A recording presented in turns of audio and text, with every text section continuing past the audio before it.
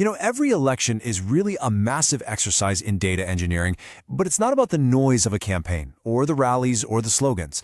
From my perspective, it's about listening, really listening to the signal coming from the people. It's the most direct, the most honest piece of data a society produces about what it truly needs and what it can no longer tolerate. And if you understand how to read it correctly, that data gives you a clear blueprint not just to win, but to lead. Today we're going deep into one very specific place, Assembly Constituency 55, Tobu in Nagaland. This is a place of incredible heritage, of deep roots, but also a place of really urgent aspirations. The last election here, well, it wasn't just some local event. It is a powerful case study in the shifting political ground of India's northeast, and a lesson in what it actually means to serve the people. So let's be very clear about our core philosophy here. This analysis isn't just about how to win an election. It's about how you build effective, people-centric governance right from the ground up. And you use the electoral result, the numbers, as your primary diagnostic tool. See, the goal isn't just power. The goal has to be purpose. So here's how we're going to break this down. First, we'll try to understand the heartbeat of Tobu, the people, the place, the culture. Then we'll decode the signals from the ground, what the 2023 numbers are screaming at us. After that, we'll look at the echoes of the past to get some historical context. And from all of that, we'll build a very clear blueprint for governance before mapping out the only logical path forward. To really get the politics of Tobu, you have to first understand its soil. This is the land of the Konyak Naga, a land where a person's identity is completely inseparable from their traditions, where livelihoods are quite literally tied to the earth under their feet, and where community bonds are the bedrock of the entire society. Everything that follows, all the numbers, all the strategy, it starts right here. Now look at this number. Just let it sink in. 95.96%. That was the voter turnout in 2023. This is not just a statistic, It's a roar. It is a powerful, undeniable statement. When a community shows up at this level, it's one of the most potent forms of collective speech it can possibly imagine. The people of Tobu are not sitting on the sidelines. They are deeply, profoundly invested in what comes next. And what comes next is defined by this central tension, a friction, really. On one side, you have these deep, powerful roots of tradition, the Konyak heritage, a life connected to the land. But on the other side, you have aspiration. You have a younger generation connected to the entire world through the phone in their pocket. You have a desperate need for modern development, for roads, for healthcare.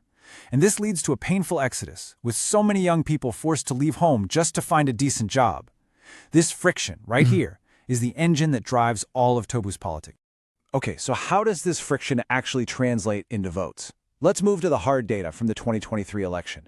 Because the numbers, well, they don't have an agenda, they don't lie. They tell a very, very precise story about what the people of Tobu demanded and what they emphatically rejected.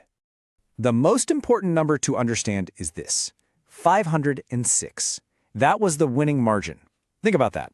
Out of more than 20,000 votes cast, the entire outcome was decided by just 506 people. This isn't just a close election. It's a profound signal that the constituency is split right down the middle. It tells us that every single vote, every family, every local grievance absolutely matters. In a place like Tobu, there is no such thing as a safe seat. And this chart here, it shows you the result of that split perfectly. The incumbent alliance, the NDP-BJP, pulled in a very respectable 48.73% of the vote and lost. They lost to a new force, the LJPRV, who just barely crossed the line with over 51%. But look at the most shocking number on this chart, 0%. 0 for the Naga People's Front. A legacy party that wants to find politics in this region has literally vanished from the ballot. This isn't just fragmentation, my friends. This is a complete political realignment. So let's put it all together on this one dashboard. You have an electorate of over 21,000 people, you have near total turnout, you have the complete collapse of a major legacy party, and you have a razor-thin winning margin of just over 2%. It all points to one unavoidable conclusion. Incumbency fatigue has reached a breaking point. The voters of Tobu are not just quietly asking for change anymore, they are demanding it. And when turnout is this high, we have to pause and reflect. It truly is a powerful form of collective public speech. It's the community using its voice in the most fundamental way. And with that voice comes an immense responsibility for anyone who seeks to lead them. Governance is not a transaction. It's a covenant, and it has to be built on trust and a deep respect for the dignity of every single individual who casts that vote. And what are the people speaking about? What are they saying with those votes? The data points directly to their core problems. The lack of basic infrastructure, we're talking roads, clean water, reliable electricity, this is a high-intensity grievance. Just as critical is unemployment and that painful exodus of the youth we talked about. These are not just abstract points for a debate. For the people of Tobu, these are daily struggles that affect the very dignity of their lives. Now, a result like 2023 doesn't just happen in a vacuum. It didn't appear out of thin air. So let's move on and see how the past has shaped this present. To truly understand where we are, we have to look at the historical trends and the story of how loyalties in Tobu have shifted over time. This timeline tells a story of a dramatic, almost unbelievable decline. Look at the NPF. In 2003, they were the dominant force, winning with over 48% of the vote. We don't have the specific data available in our source for 08 and 13, but by 2018 you can see they're still a major player, but they lose, with just under 45%. And then, collapse. By 2023, they are completely gone from the contest. This is what a political extinction event looks like at the local level. It's a stark warning that any party that fails to bridge that gap between tradition and modern aspiration risks becoming totally irrelevant. This chart really helps you visualize that shift in rivalry. Back in 2018, it was a clear two-way battle. You had the NPF versus the newly emerged NDPP. And the NDPP won, and won decisively. But fast forward to 2023, the NPF is gone, and the NDPP's vote share, while still strong, is no longer enough to win against a new challenger. The entire political battlefield has been redrawn. It's a tough lesson. Loyalty is not permanent. It has to be earned back, every single day. All right, so given all this data, all this history, what is to be done?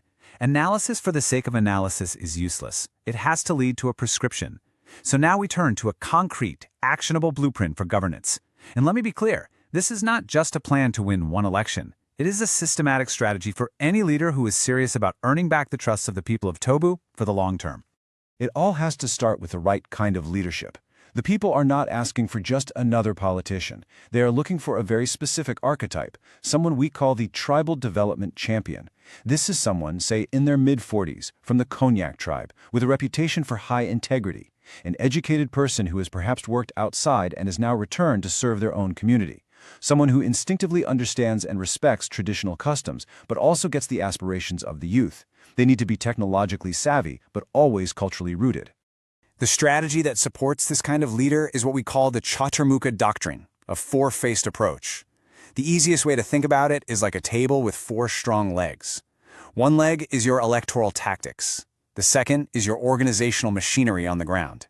The third is the public narrative, the story you tell. And the fourth is how you manage your resources. If even one of those legs is weak, the entire structure is unstable. All four must work in perfect harmony, all aimed at one single goal: earning back the people's trust. And you execute this strategy through a very disciplined, time-bound plan. A 90-day ladder, for instance.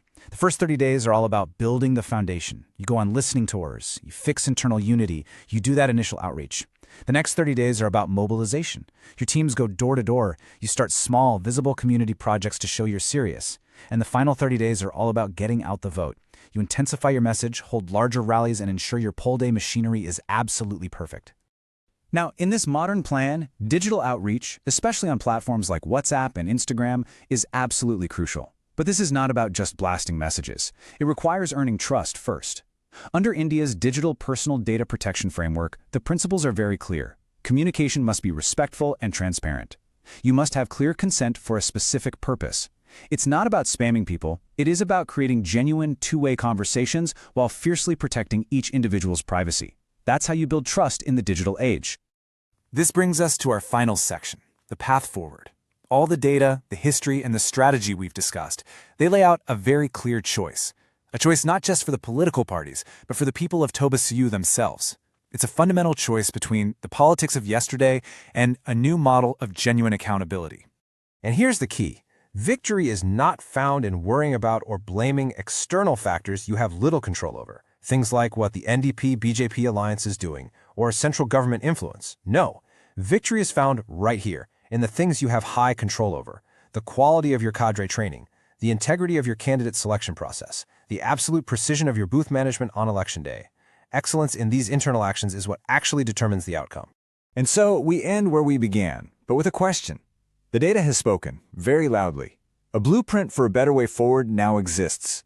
So the question is this: Will Tobu's leaders choose to repeat the politics of the past, or will they embrace a new path? A path defined by data-driven precision, by deep transparency with the people they serve, and by an unwavering commitment to accountability. The choice ultimately is theirs, but the consequences belong to the people. If you want to become a people-centric leader and uplift your constituency, get in touch with blueprintstrategies.ai at mgr@blueprintstrategies.ai or call 0800-4204-1602. Purpose Beyond Politics.